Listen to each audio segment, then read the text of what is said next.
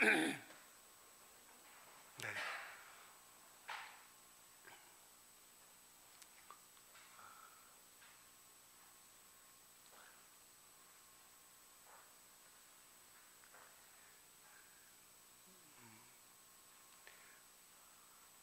저번에 그 말씀을 드릴 때 그 노아의 방주에 대해서 잠깐 제가 설명을 했던 기억이 납니다.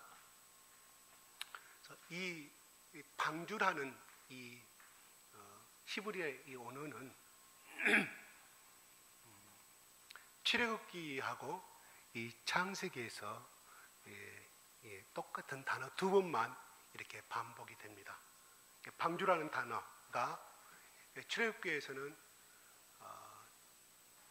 모세 어머니가 모세를 살리기 위해서 갈대로 상자를 만들어서 강물에 띄울 때 그 단어하고 오늘 본문에 나오는 방주라는 단어는 한글로는 틀리지만 히브리 언어는 똑같은 단어입니다.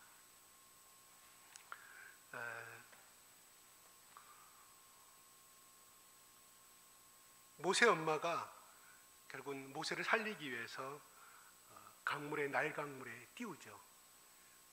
그거는 강물에 띄웠다는 것은 이미 모세 엄마의 손에서, 다시 말해서 인간의 손에서 떠났다는 것을 의미하는 겁니다. 그건 무엇을 의미하냐면 더 이상 아이가 크감으로 인해서 울고 그러므로 인하여 발각돼서 죽음을 당할 바에는 최후에 선택한 것이 강물에다 띄우는 것이었습니다. 그래서 흘러가다 보면 이 아이가 하나님의 구원의 손길에서 살게 될 것이라는 믿음이 있었다는 것이죠. 그래서 모세라는 의미가 물에서 건짐을 받았다는 그런 뜻을 가지고 있죠. 그때 이 단어를 썼습니다. 어떻게 보면 모세 어머니 입장에서는 이래 주거나 저래 주거나 차라리 강물에 띄우다 보면 아마 또 모세 엄마가 창세기에 노아의 홍수를 방주를 생각했는지 모르겠습니다. 그 믿음으로 떠나보냈는지 어떻는지 분명한 것은 하나님이 살릴 것이라는 그런 믿음 가운데 떠나보냈습니다. 그래서 어머니 믿음대로 모세는 훌륭한 지도자로 성장을 하게 된 것을 우리는 알게 됩니다.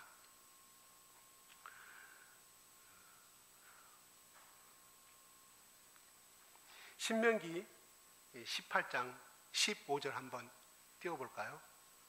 신명기 18장 15절에 시작.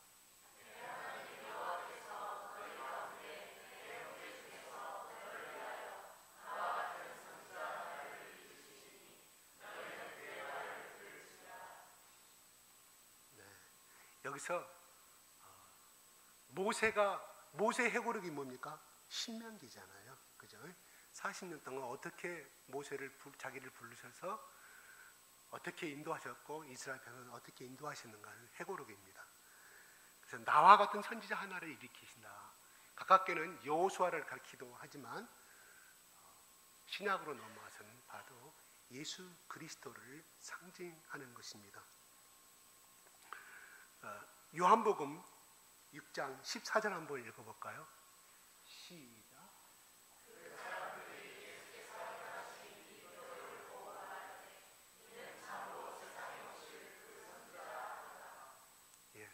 바로 그 모세가 말한 신명기 18장 15절은 유대인들은 알고 있었다는 것이죠.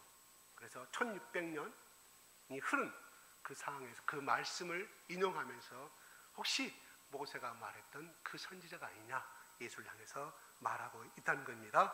그래서 방주는 잘 알다시피 우리는 장차 오실 예수 그리스도를 상징하고 있죠. 구약의 예수는 누굽니까? 모세죠. 신약에 와서의 이 방주 되신 분은 바로 예수 그리스도를 가르쳐주고 있습니다. 그래서 사도 바울은 고린도전서 10장 1절에 이렇게 말합니다. 한번 10장 1절하고 2절 한번 읽어볼까요? 시작.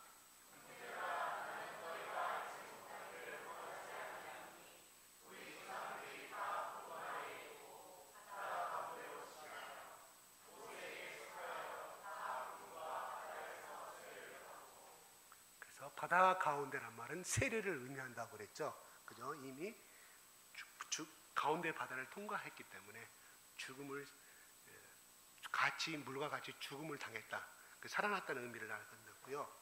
그다음에 모세에게 속하였다는 뜻은 모세 안에서 내지는 모세로 말미암아 거꾸로 말하면 그리스도께 속하여 그리스도 안에 죽음으로 말미암아 이런 뜻으로 해석하면 가장 해답이 될 것 같습니다. 노아가 만들었던 방주는 장차 오실 예수 그리스도를 예표하고 있습니다. 그래서 요한복음 14장 6절에는 예수님이 말씀하잖아요. 내가 곧 길이요 진리요 생명이니 나로 말미암지 않고는 아무도 아버지께 올 자가 없느니라고 말씀하고 있지 않습니까? 홍수 시판에서 살아난 사람은 배 안에 있는 노아와 그 7식구, 토탈 8식구가 살아났습니다.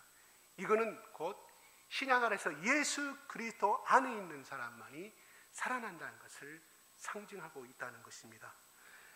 그래서 베드로는 이런 사건에 대해서 뭐라고 사도행전 4장 12절에 말씀하고 있냐면 같이 한번 읽어볼까요?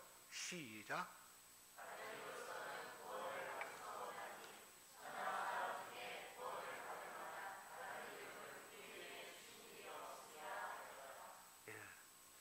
예수 이에는 구원받을 사람이 없다고 하나님께서 말씀하셨다는 것입니다. 홍수로 심판됐을 때 전 지구가 물에 덮였고 모든 심으시는 것은 다 죽음을 당했다고 말씀하고 있습니다. 그와 같이 구원의 방주 안에 있었던 사람들만이 죽음을 면할 수 있었던 것처럼 오늘날에서 2000년 전부터 시작한 예수 그리스도의 복음의 역사는 현재까지 우리 모두에게 예수 그리스도의 보혈을 십자가에 나의 구세주로 믿고 예수 그리스도의 나의 보혈을 나의 구원의 죄의 대가로 연합하여 죽은 걸로 영접한 사람들에게는 이 구원의 방주 탔던 8명이 구원받은 것처럼 다 죽음을 맛보지 아니하고 영생을 얻는다. 이런 말씀을 예표하고 있다는 것입니다.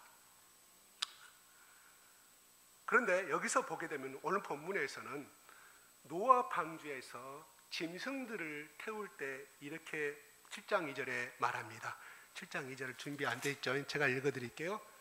너는 모든 정결한 짐승은 암수 7씩 부정한 것은 암수 2씩을 내게로 데려오며 이렇게 말하고 있어요. 정결한 짐승은 7마리, 그 다음에 부정한 것은 암수 1상 2명 이렇게 내게로 방주로 이렇게 여러분 말합니다. 자, 여기서 보면 상당하게 생각을 해봅니다. 부정한 짐승이 나온다는 거예요. 정결한 짐승이 나오고 그 전에 어떤 것이 정결한 짐승인지 부정한 짐승인지 다르란 말은 오늘 여기서 처음으로 구약의 창세기 7장의 2절에 나옵니다. 물론 내기에서는 어느 것이 부정한 것이고 어느 것이 하지만 그거는 훨씬 홍수 이후에 썼던 대목이란 말이에요. 그래서 이렇게 하나님이 말씀하셔요.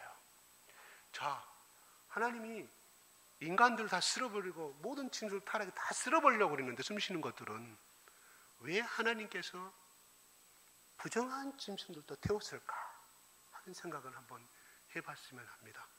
그럼 돼지도 이 세상에 오늘날 없었겠죠. 부정한 짐승이 레이기에 보면 돼지도 부정한 짐승이니까 주체적으로는 여기서 어떤 부정한 짐승이 타는 것은 기록이 되지 않았기 때문에 모르고 레이기에서 한다 그러면 뭐 돼지도 탔을 것이고 그때 여러 가지 말굽이 갈라진 그런 것들도 탔을 것이고 되새김질하는 부정한 짐 탔을 것이고 여러 가지 탔다고 봅니다. 상상을 해봅니다. 왜 태웠을까 하는 거예요. 이번 기회에 그냥 부정하고 더러운 것들은 싹 없애버리시지 하나님이 이것을 왜 하셨을까 한 것은 우리가 한번 생각을 해봐야 퀘스천 마크를 갖고 한번 생각을 해보자는 거예요. 예수님께서 노아에게 언약을 세웁니다. 6장 17절 그냥 제가 읽어드릴게요. 그러나 노아는 내가 내 언약을 세우리니 그랬습니다. 내 언약을 세우리니 그리고 창세기 9장의 홍수가 끝난 다음에 하나님이 또 내 언약을 세운다고 말합니다. 무지개 언약을 세우시죠. 내 언약. 근데 하나님께서 언약을 세운다고 하시지 왜 내 언약이라고 말씀하실까요? 이것도 한번 우리가 퀘스천 마크를 생각해 봐야 한다는 것이다. 약간 야릇꾸리합니다. 이해가 안 갑니다. 이건 왜 그렇게 하셨을까요? 하는 겁니다. 자, 언약이라는 것은 전번주 제가 말씀드린 것처럼 짐승의 배를 갈라서 내장을 긁어낸 다음에 거기에 두 사람이 왕복을 하는 것입니다. 이것은 그때 당시에 근대 중동 사회 때 한 사람이 언약을 어기면 이렇게 짐승처럼 죽음을 당한다는 상징입니다. 언약이라는 것은 두 사람이 있어야만이 성립될 수 있는 것이거든요. 그런데 하나님이 일방적으로 내 언약이라고 말씀하고 있다는 거예요. 내 언약이라고. 참 이것은 아주 깊은 의미가 들어 있습니다. 언약을 깨트리면 하나님이 누구하고 언약을 맺는 거예요? 노아하고 언약을, 인간하고 언약을 맺는 거예요. 그러면 노아가 언약을 깨트렸을 때는 하나님이 단칼에 노아 후손들은 그냥 죽여버리겠죠. 그게 그 당시에 사람들이 일반적인 언약을 깨트려버린 사람에 대한 죽음의 방식이었습니다. 근데 하나님이 그렇게 말씀하시는 거예요. 근데 내 언약이라고 말했던 이유는 뭐냐? 우리 둘이 언약을 맺자 한 것이 아니라 하나님이 하필이면 내 언약이라고 말씀했는 그 의미는 바로 인간들은 제약되고 연약하여서 너와 나의 어떤 언약을 지키든 지킬 수 없다는 사실을 하나님이 아시고 일반적으로 선포하는 거예요. 내 언약 뭐예요? 그는 네가 언약을 깨트려도 내가 너를 죽이지 아니하고 너를 용서하겠다는 하나님의 사랑이 따라가고 있다는 사실입니다. 그리고 하나님이 먼저 말씀하시잖아요. 그것은 하나님의 제약되고 인간의 제약되고 연약하고 또 제 유혹에 넘어갈 그 상황을 너무 아시기 때문에 그냥 이 속에는 감대함과 용서함과 포용의 언약이 숨어 있다는 사실입니다. 자, 그러면 16절에 제가 이것을 다음에 또 조금 뒤에 후면갈 때 같이 하겠습니다.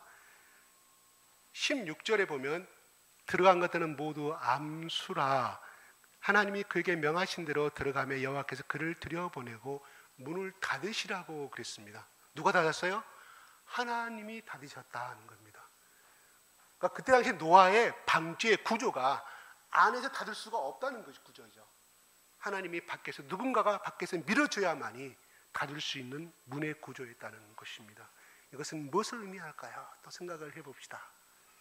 이것은 하나님의 구원의 하나님의 심판, 일방적인 심판을 의미하는 것입니다.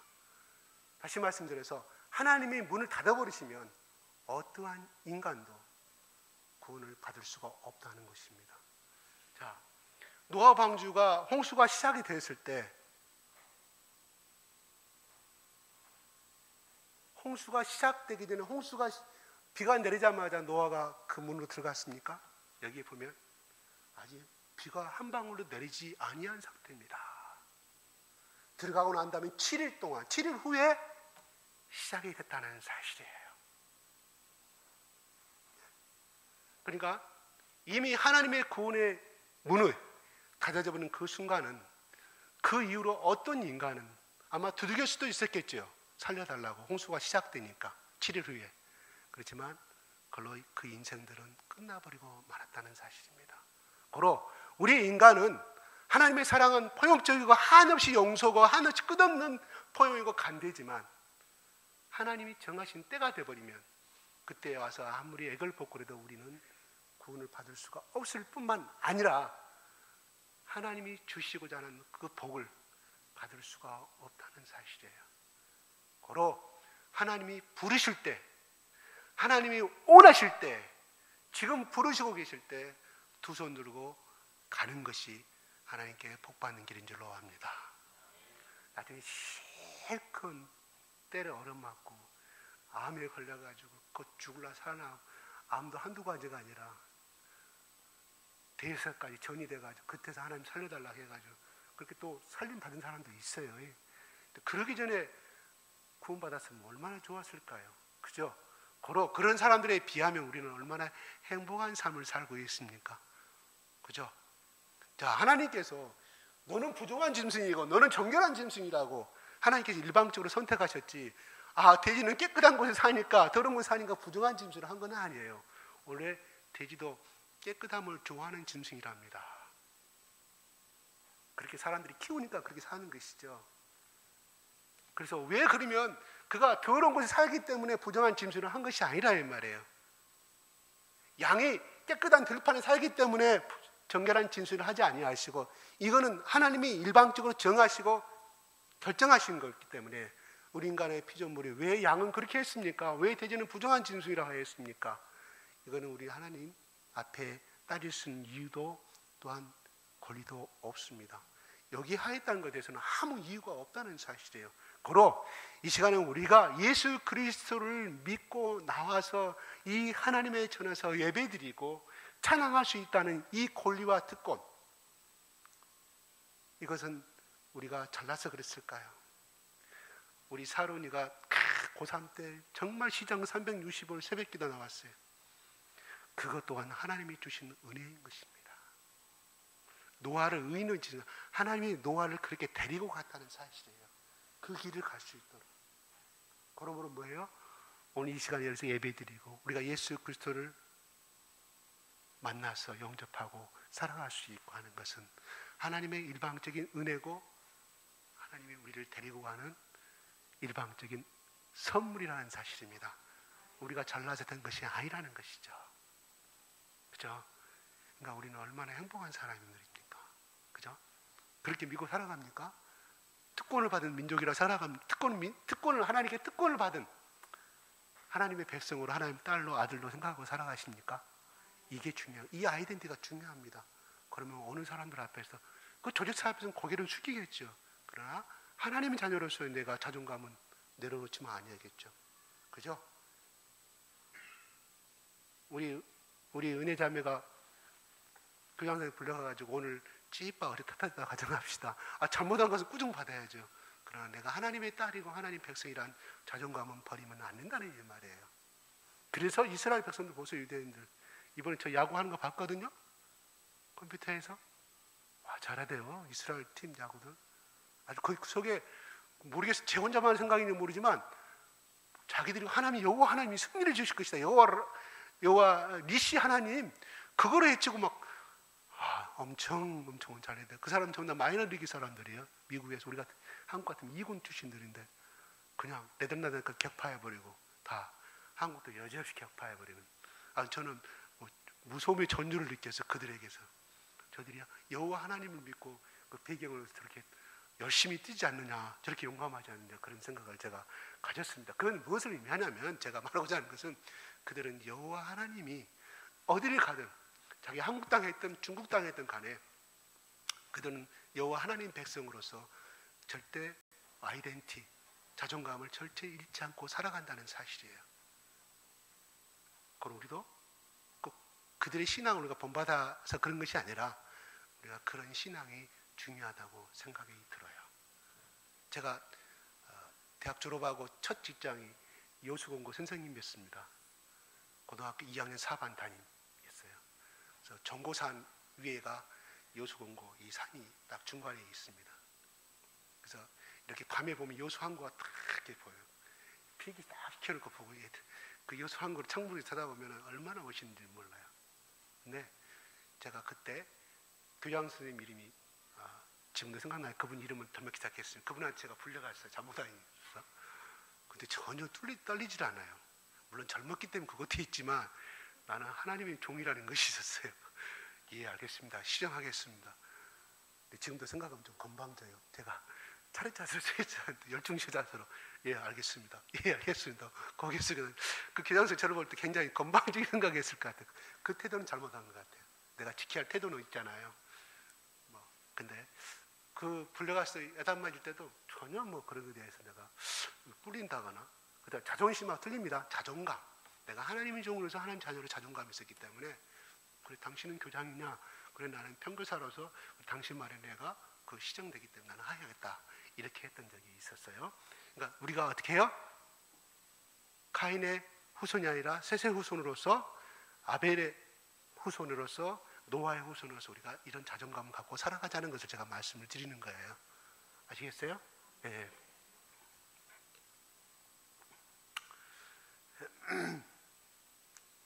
자, 그래서 문을 닫았다고 그랬습니다. 이 속에는 두 가지 뜻을 가지고 있어요. 문 밖에 있는 사람들은 어떻게 돼요? 심판과 죽음을 의미하되겠죠. 문 안에 들어있는 사람은 어떤 것을 상징하겠습니까? 그는 구원과 생명을 상징하는 것이 됩니다.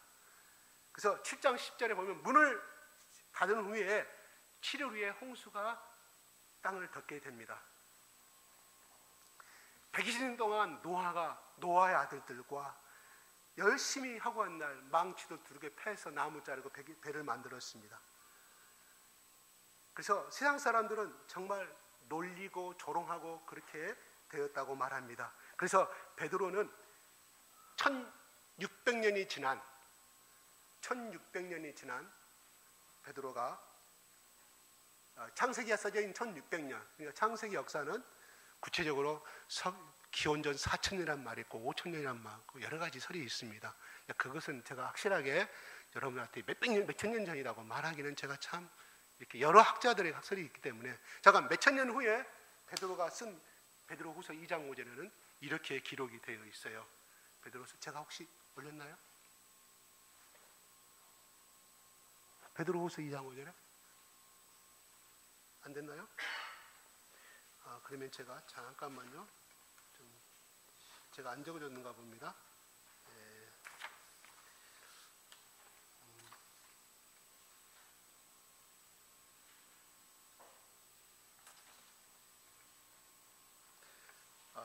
이 세상을 용서하지 아니하시고 오직 의를 전파하는 노아와 그 일곱 시기를 보존하시고 경건하지 아니한 자들의 세상에 홍수를 내리셨다고 말하고 있습니다. 그 다음에 베드로서 3장 3절 4절은 이렇게 말합니다. 먼저 이것을 알지니 말세에 조롱하는 자들이 와서 자기의 종욕을 따라 행하며 조롱하며 주께서 강림하신다는 약속이 어딨냐? 조상들이 잔후로부터 만물이 처음 창조될 같이 그냥 있다 하니, 이것은 베드로가 창세기에 써진 이 말씀을, 7장 노아의 이 말씀을 가지고 쓴 기록입니다. 그래서 사람들이 노아를 조롱한다는 말입니다. 사람들은 천지가 창조될 때부터 지금까지 변한 것이 없는데도 불구하고 심판이 임한다고 하면서 방주를 만드는 노아를 조롱했다는 것을 베드로가 증거하고 있다는 것이에요. 자,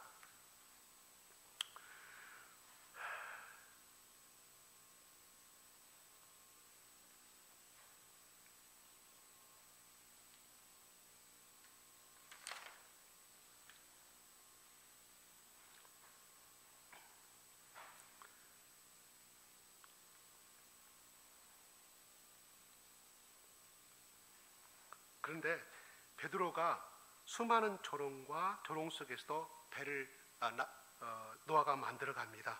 근데 베드로는 이 행위를, 노아의 이 행위를 의를 전파하는 행위라고 기록하고 있어요. 이 말은 무슨 말이냐 하면은, 노아가 120년 동안 홍수가, 앞으로 120년 후에 홍수가 온다, 하나님이 심판하시기 때문에 배를 같이 만들자, 그리고 너희도 같이 살자고 전파한 적이 있습니까? 노아가 기록이 없죠. 없어요. 올라가서 전도지를 가지고 예수 믿으라고 전도한 적이 있습니까? 노아가 하지 않았습니다. 근데 어떻게 해서 노아의 그 행위를 의를 전파하는 행위라고 말씀하고 있냐면, 그들이 조롱하고 그들이 미쳤다고 욕하고 할 때 노아는 묵묵히 하나님이 이것을 말씀하셨고 이거를 지으라고 했기 때문에 나는 이 행위를 하는 거라고, 그들이 아무리 와서 놀려두고 방해를 했다 할지라도 매일매일 배를 만들었다, 그 자체가 의를 전파하는 행위라고 말하고 있다는 사실이에요. 성경은 그렇게 말하고 있습니다. 자,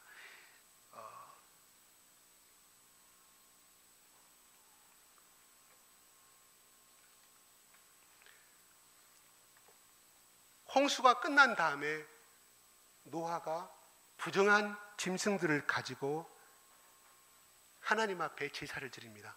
제사를 드린다고 해서 어떻게 제사를 드리냐면 태우는 거예요. 죽여서 태워요. 다 태웁니다. 근데 부정한 짐승이 아니라 정결한, 제가 말 잘못했습니다. 정결한 짐승을 태워요. 근데 하나님 앞에 필요 없는 부정한 짐승을 태워야 되는데 정결한 짐승을 태웠다는 것은 우리가 생각을 해보아야 됩니다. 이 말은 뭐냐면 이 정결한 짐승들이 부정한 짐승과 노아의 7식구를 대신해서 희생을 당했다는 것을 의미하고 있습니다. 희생을 당했다는 걸 의미하고 있어요. 자, 이 말은 무슨 말이냐면 신학에 와서 이야기합니다. 혈리병 앓는 여인이 예수님 뒤로 와서 예수님 옷자락을 나았을 때 나았습니다. 자, 혈리병 앓는 여인이 예수님 옷자락을 잡았을 때 예수님은 이미 부정한 짐승이 되었다는 거예요.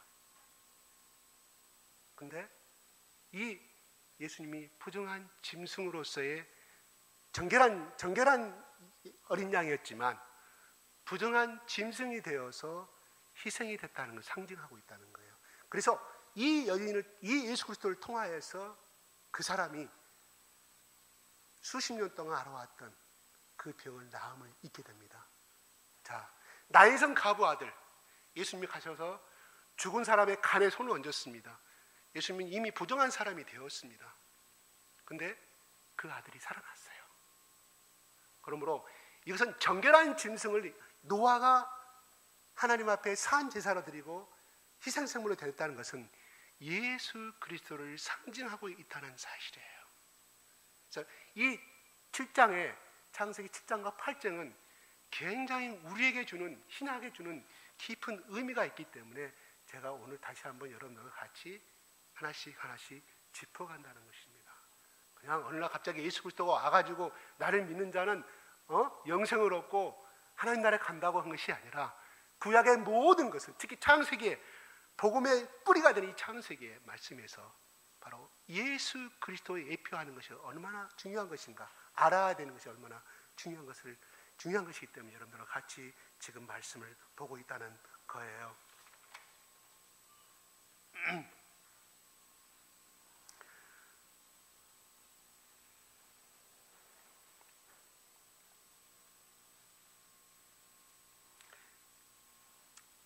홍수는 일주일의 문이 닫히게 됩니다. 홍수가 시작이 됩니다. 노아 가족들은 그 안에 들어있었고 밖은 여전히 햇볕이 7일이 되기 전까지는 짱짱 내리쬐고 있었습니다. 우리 한번 그 광경을 상상해 보시기 바랍니다. 그 8가족이 들어갔을 때 밖에 있는 사람들이 해가 쨍쨍 내리쬐고 있는데 구름 한 조금 없는데 거기에 들어가 멸망이 온다고 들어가고 있었을 때 얼마나 많이 놀림을 받았을까요? 생각을 하게 됩니다. 그래서 그들은 많이 손가락질도 하고 미쳤다고 했을 것입니다. 예수님도 당시에 예수님의 가족들이 예수가 미쳤다고 데리러 온 대목을 바라보게 됩니다. 사도 바울도 복음에 미쳤고 예수에 미쳤고 다는 말을 핍박을 받게 되는 대목을 우리는 사도행전을 통해서 알게 됩니다. 눈만 뜨면 그들은, 사도 바울은 어떻게 하든지 이 소명의식을 가지고 그 길을 가게 됐고, 노아도 눈만 뜨면 120년 곱하기 365를 해보십시오. 몇 날인가요? 계산이 안 됩니다. 약 3만 5천 일이 될까? 3만 8천 일인가요? 동안 하루 종일 그것을 하고 있었을 때 노아의 그 수고와 땀 흘림을 한번 상상해 보시기 바랍니다.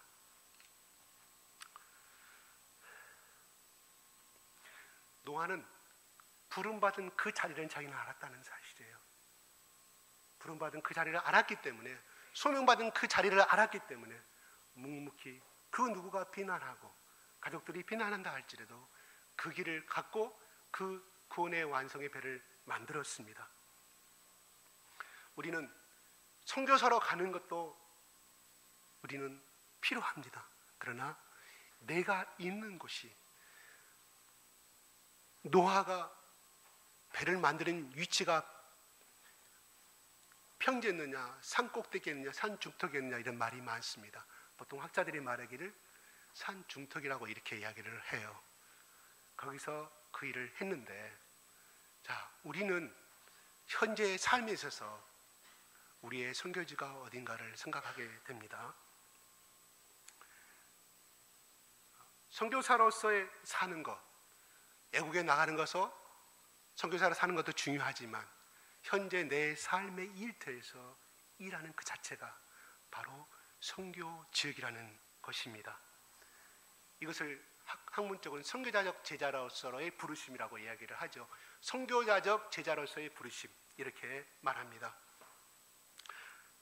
하나님의 사람들이 일상으로 보냄을 받은 그 자리에서 바로 일하고, 그 직업이 어떤 직업이고 어떤 종류가 됐든 간에 바로 거기는 부르심을 받은 자리에 사명과 소명이 있다는 것입니다. 우리가 예수 그리스도를 믿는 사람으로서 우리는 어떻게 보면 이해할 수 없어야 합니다. 누가? 밖에 사람들이 쳐다봤을 때 우리를 이해할 수 없어야 합니다. 흔히들 말합니다. 그들이 향해서, 우리를 향해서 주일날 성경책을 들고 가면 밥이 나오냐 뭐가 나오냐 얘기합니다. 조롱을 받습니다. 그래서 예수 믿는 사람들은 놀러도 가지 아니하고 이렇게 답답하게 사는지 깝깝한 사람들이라고 우리는 그런 말을 많이 듣고 됩니다. 중요한 것은 노아가 우리보다 더 심한 말을 들었던 것처럼, 예수가 미쳤다고 클레이즈보이라는 말을 들었던 것처럼, 우리는 예수의 미친 사람이라는 말을 듣는 것이 바로 그것이 세상 사람이 봤을 때는 조롱거리고 비정상이지만 하나님 안에서는 그것이 정상인 줄로 압니다. 우리가 삶의 자리에서, 내가 지금 주어진 그 자리에서 하나님이 나에게 주신 작은 소명의 삶이라 할지라도 바로 매일매일 노아처럼 구원의 방주를 예비하는 축복의 삶이 살아가는 우리 모두가 되었으면 좋겠습니다. 역시 하나님께서 그 사람에게는 약속하신 가나안의 축복의 역사가 그 사람에게 축복의 물이 이어질 것이고 축복의 생수가 부어질 줄로 믿습니다. 말씀을 마치겠습니다.